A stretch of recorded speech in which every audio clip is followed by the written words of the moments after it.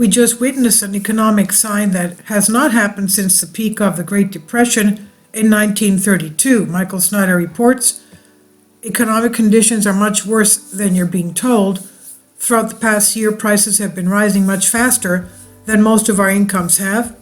As a result, our standard of living has been rapidly declining. It's becoming increasingly difficult for U.S. households to make it from month to month.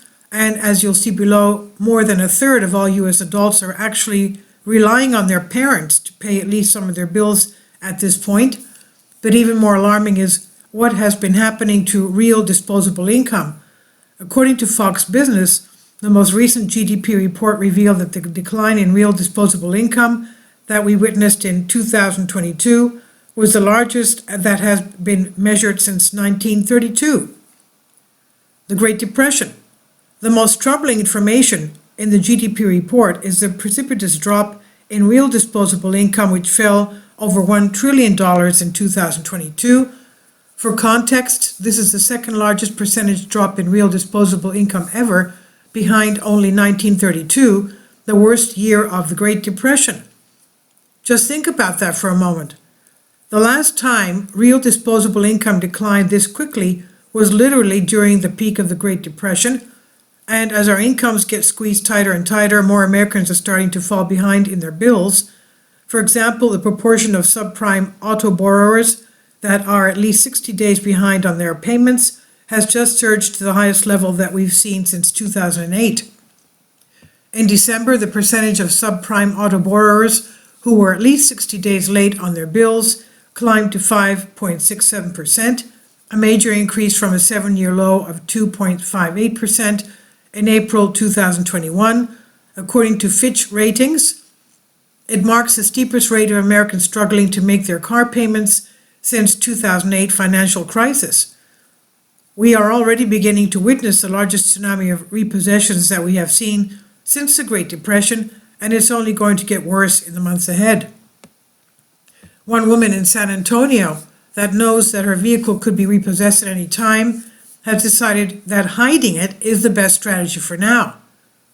For some, however, the only lesson is to try and outsmart the repo man, hardly the best long-term strategy. Take San Antonio native Zia Zareker, who is currently trying to negotiate with her lender to her 2013 Honda Fit won't get repossessed. In the meantime, she's hiding it. The 53-year-old, who is currently in school for her bachelor's in information technology and raking up massive student loans for an education she should have had some 35 years ago, splits the monthly bill for the car, about $178 with her roommate, but then the roommate lost his job, and with prices for groceries and everyday items increasing, there just wasn't enough for the car payments. Zara, of course, trying to make extra money with odd jobs like contract secretarial work and participation in medical studies, but it often feels hopeless, she said. Our money does not go as far as it used to, she said. I don't see prices going down, so the only relief I see is when I get my degree, she said. Sadly, most of the country is just barely scraping by at this juncture. As I discussed in my previous article, one recent survey discovered that 57% of Americans can't even afford to pay a $1,000 emergency expense right now. And a different survey has found that a whopping 35% of all U.S. adults are still relying on mom and dad to pay at least some of their bills. More than a third of adults, 35%, admit they still have at least one bill on their parents' tab. According to a new poll of 2,000 Americans, the top 3 expenses their parents still pay for are rent, 19%, groceries, 19%, and utilities, 16%. In fact, almost 1/4, 24%, of millennials say their parents cover their rent. Are things really this bad? Unfortunately, economic conditions are only going to get worse, even worse in the months ahead, as countless more Americans lose their jobs. On Monday, as I was quite saddened to hear that the electronics giant Philips will be giving the axe to another 6,000 workers. Philips announced Monday it's cutting another 6,000 jobs worldwide as it works to boost profitability. The workforce reduction will occur over the next 2 years, with the first 3,000 cuts taking place this year the Dutch consumer electronics and medical equipment maker said on Monday. In its earnings report, the company revealed it suffered a net loss of 1.6 billion euros in 2022, which is down from a net profit of 3.3 billion euros last year. And as it's also being reported that one of my favorite toy makers has decided to eliminate approximately 15% of its global full-time workers. I could go on and on if you'd like. In fact, every day I could fill up my articles with nothing but job loss announcements. We've entered a very painful economic downturn, and one prominent Wall Street economist is warning that the full impact of this crisis will not be felt until the second half of 2023. According to one Wall Street economist, the looming recession this year will feel more like the 1970s than 2008-2007 slump. People are too focused on 2008, 2020. It's more like 1973, 74, and 2021. Piper Sandler, chief globalist economist Nancy Lazar said, Morning with Maria on Monday. Lazar predicted feeling the full impact of a recession in the second half of 2023 as lag effects from the Federal Reserve's rate hikes take hold.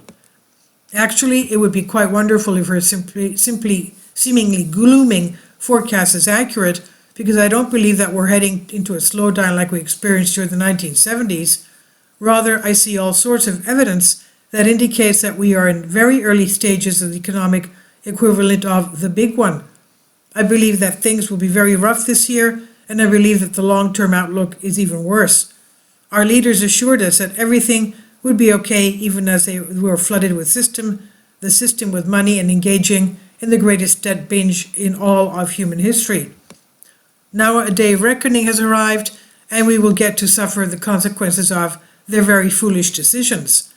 It's finally here, Michael's new book entitled End Times, now available paperback and for Kindle on Amazon.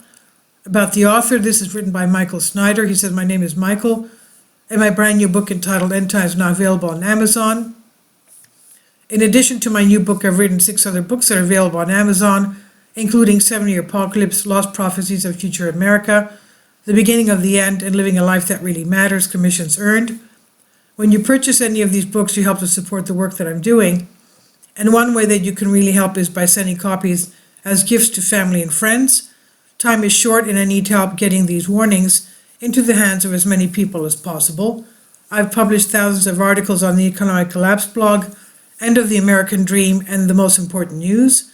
And the articles that I publish on those sites are republished on dozens of other prominent websites all over the globe. I always freely and happily allow others to republish my articles in their own websites, but I also ask that they include this About the Author section with each article. The material that contained in this article is for general information purposes only, and readers should consult licensed professionals before making any legal, business, financial, or health decisions. I encourage you to follow me on social media, Facebook and Twitter, and any way that you can share these articles with others is definitely a great help. These are such troubled times, and people need hope. John 3:16 tells us about the hope that God has given us through Jesus Christ. For God so loved the world that he gave his only begotten Son, that whosoever believeth in him should not perish, but have everlasting life. If you have not already done so, I strongly urge you to invite Jesus Christ to be your Lord and Savior today. This is on the Economic Collapse blog by Michael Snyder. Please leave your comments, and thank you for your support. Kindly support my Patreon account. The daily posts are 5 videos daily, and they are totally different from what I have on my YouTube channel. Thank you so much for your support, and that you find all my content so interesting. You'll find the Patreon account details in the description box.